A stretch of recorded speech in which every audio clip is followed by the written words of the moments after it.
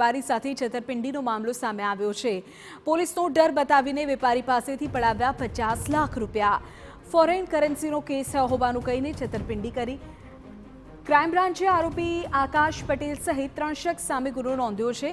10 થી 15 વર્ષની જેલ થશે તેવો ડર દેખાડ્યો હતો। વેપારી મિહિર પરીખે પોલીસ ફરિયાદ નોંધાવી છે। આકાશ પટેલ એ સસ્પેન્ડેડ પોલીસ કોન્સ્ટેબલ છે। આકાશ પટેલ વિરુદ્ધ અગાઉ પણ અપહરણનો એક ગુનો નોંધાઈ ચૂક્યો છે।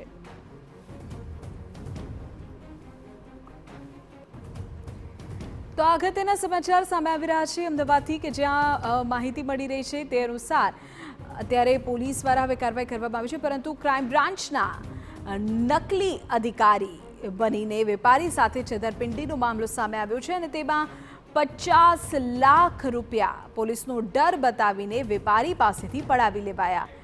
અમારા સંવાદદાતા હરીન માત્રવાડા વધુ વિગતો આપી રહ્યા છે। હરીન, આખી ઘટના કેવી રીતે બની, પોલીસ શું કાર્યવાહી હવે કરી રહી છે? બિલકુલ, ક્રાઇમ બ્રાન્ચના અધિકારીની ઓળખ આપી અને પૈસા પડાવવાની ફરિયાદ છે તે ક્રાઇમ બ્રાન્ચમાં જ નોંધાઈ છે। વેપારીને ડરાવી તે જ્યારે વેપારી પોતાના ઘરે હતા ત્યારે પોલીસની ઓળખ આપી અને 3 લોકો ત્યાં આવ્યા હતા અને તેને ડરાવી અને 50 લાખ રૂપિયા પડાવ્યા હોવાની ફરિયાદ છે તે નોંધાઈ છે।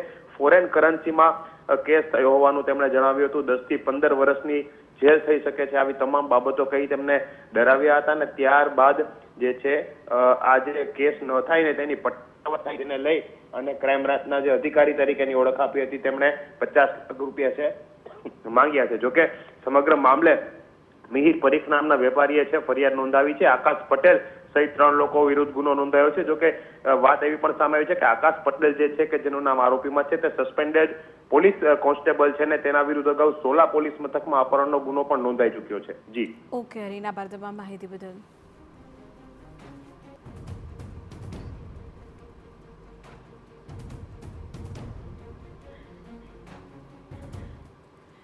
સમાચાર સુરતથી મળી રહ્યા છે।